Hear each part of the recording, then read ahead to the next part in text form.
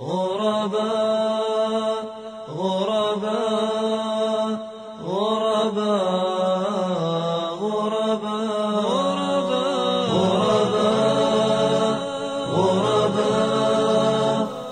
Assalamu alaikum, peace be upon you.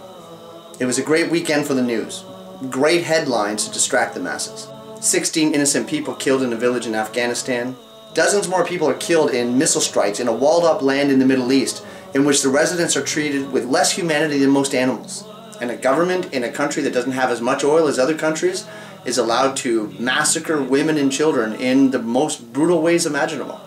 We're surrounded by these imaginary lines and these little pieces of colored cloth that we hang up on poles that serve no purpose but to divide us. They just keep us apart, keep us from helping one another. We have volumes of books filled with every ridiculous label imaginable. Every difference that we come across is categorized, subcategorized, and sub-subcategorized. Your skin color, the shape of your face, your eyes, your nose is too wide. The way you speak, the way you think, the way you eat, the piece of land you're born on, and especially the God you pray to. Now, if there isn't a category for you, well, the powers that be can make one up. But of course your label will only benefit you if you toe the line.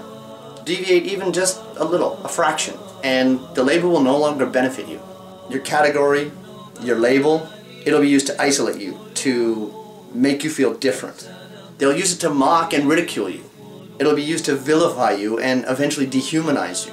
And once that happens, the dehumanization, that's when your nightmare is really going to begin.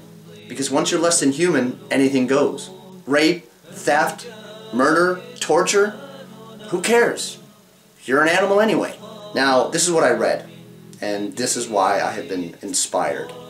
Why do you call them Palestinians? They're Egyptians, Jordanians, they're refugees.